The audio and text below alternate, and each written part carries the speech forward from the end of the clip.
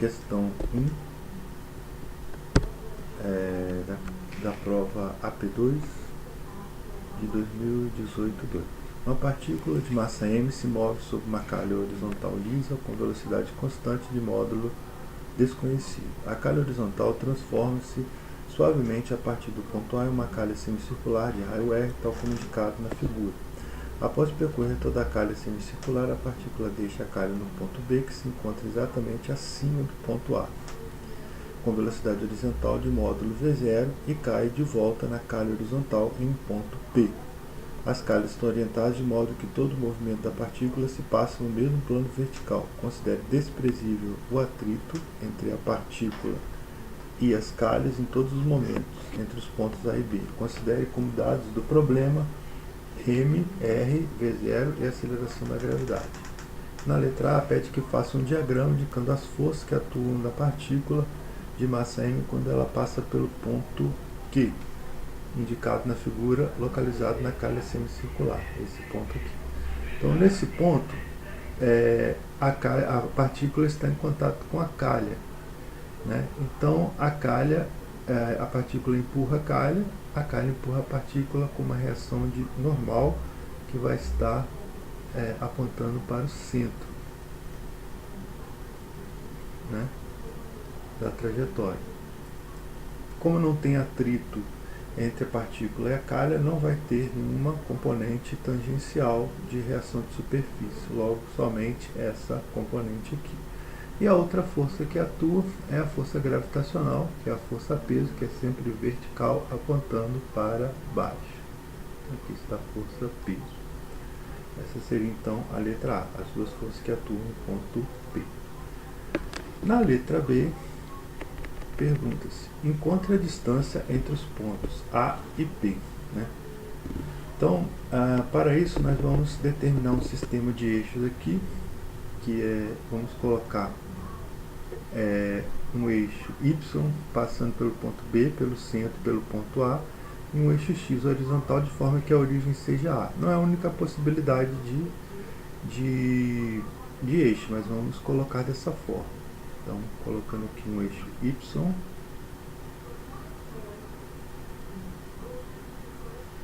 e um eixo X passando aqui pelo ponto A. Se quisesse colocar aqui, o que vai mudar são as coordenadas, né? Então, colocando aqui um eixo X passando pelo ponto A e apontando para a direita.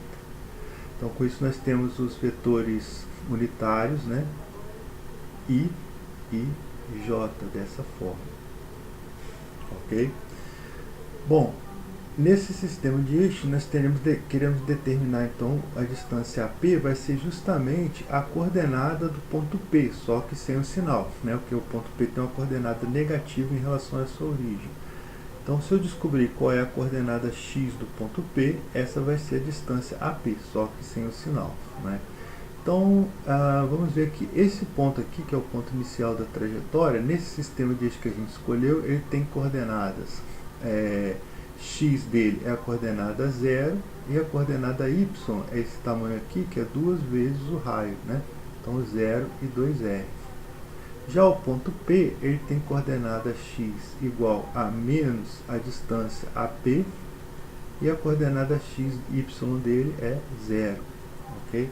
Então, com isso nós vamos escrever as equações. Esse tipo de movimento aqui foi um lançamento horizontal com velocidade V0, né? Então ele vai cair sob a ação da gravidade. Então a gente já conhece as equações desse tipo de movimento. Na direção horizontal é um movimento uniforme, na direção vertical um movimento com aceleração G, né? Então, escrevendo aqui na letra B, né? Vamos escrever aqui letra B. A equação do movimento horizontal vai ser x é igual a x0 mais v0 xt.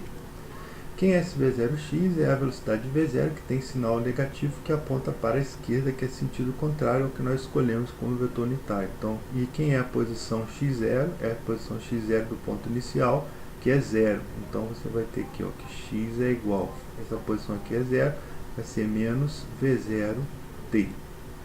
Então, para descobrir a coordenada x do ponto P, eu preciso saber o instante em que ela atinge o ponto P. Para saber esse instante, vamos utilizar o movimento na vertical. Na vertical, ele vai obedecer a equação y é igual a y0 mais v0y t menos 1 meio de gt quadrado. Por que esse valor negativo aqui? Porque g aponta para baixo, nós escolhemos um eixo positivo para cima. Então, por isso vai aparecer o sinal de menos. Então, isso aqui depende de como você escolhe os eixos. Se a gente escolher o eixo orientado para cima, ele vai ser negativo. Se eu escolhesse um eixo orientado para baixo, aí ele seria positivo. Certo? Então, depende do eixo que nós escolhemos. Então, nesse nosso sistema, o y0 é quem? É o y do ponto inicial, que é 2r. Então, a gente teria aqui, ó, que y seria igual a 2r. A velocidade inicial y é zero, porque ele só tinha velocidade horizontal, que era a velocidade v0. Então, esse termo aqui some, menos 1 meio de gt quadrado. Nós queremos o instante em que ele atinge o chão. Quando ele atinge o chão, no ponto P, a coordenada y dele é quanto? É zero, que nós vimos lá em cima. Então, a gente vai substituir o zero aqui para encontrar esse instante. Vai ser 2r menos 1 meio de gt quadrado. Aqui, então, a gente encontra esse valor de t. Ó. Passando esse menos 1 meio para cá, a gente vai ter 1 meio de gt quadrado é igual a 2r. Logo, t ao quadrado é igual a 2r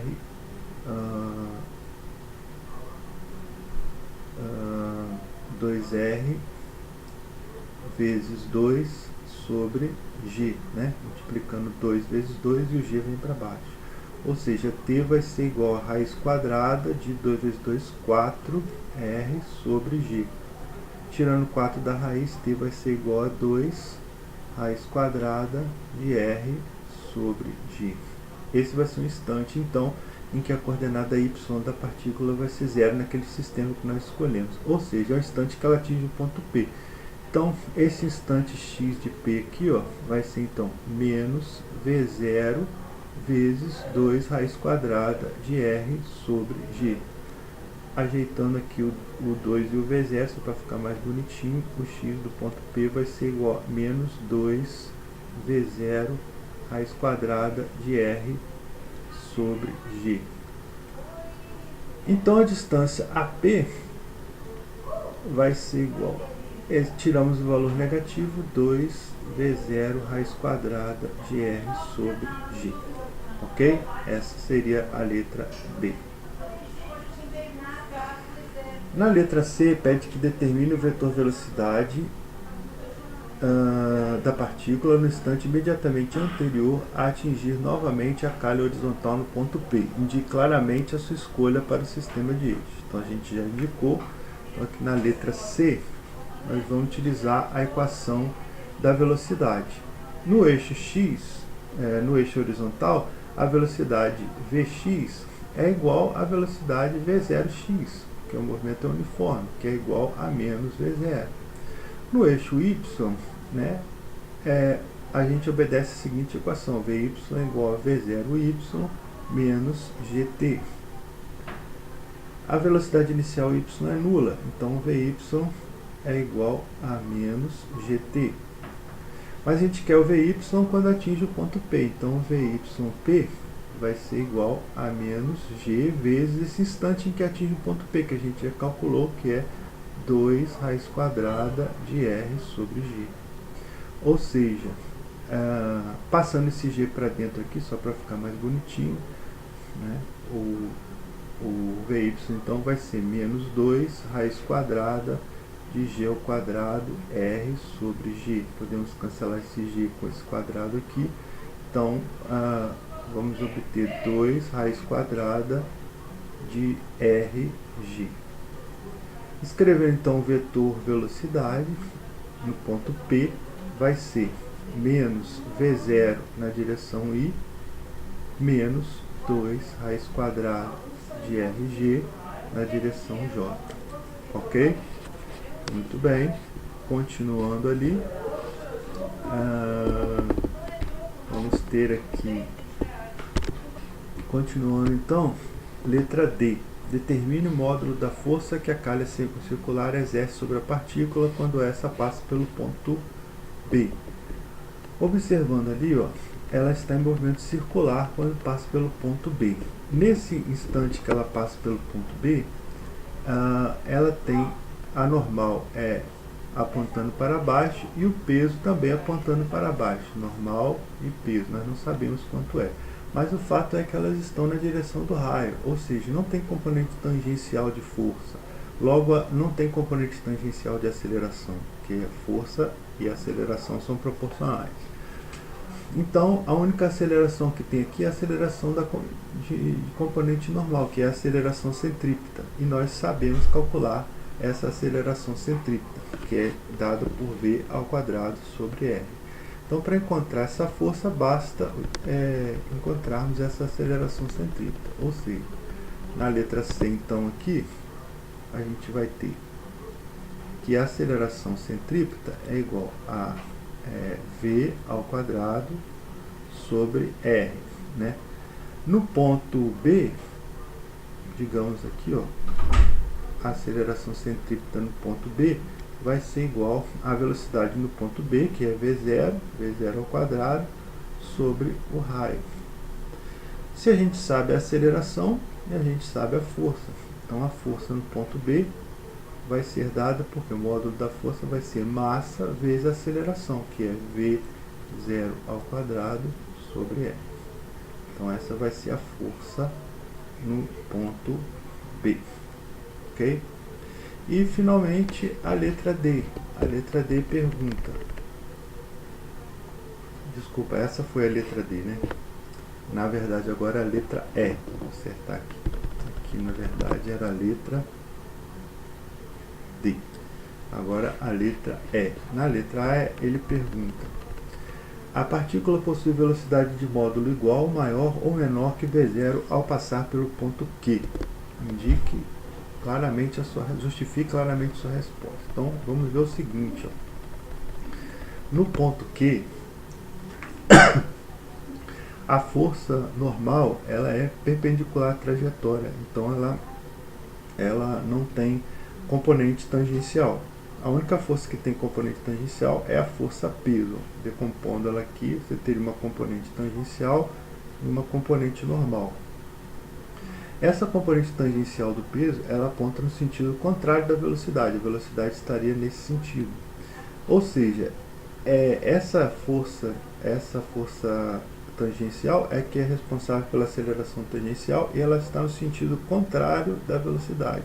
Então, ela faz com que a velocidade diminua e não aumente. Sendo assim, a velocidade no ponto Q vai ser maior do que a velocidade no ponto B. Como a velocidade no ponto B é V0, então a velocidade no ponto Q vai ser maior do que a velocidade V0, que é a pergunta que ele fez ali. Por quê? Porque a aceleração tangencial vai estar apontando no sentido contrário da velocidade, certo? Então, a resposta aqui da pergunta a partícula possui velocidade de módulo igual, maior ou menor que V0 ao passar pelo ponto Q. Ao passar pelo ponto Q, ela vai ter velocidade maior do que V0.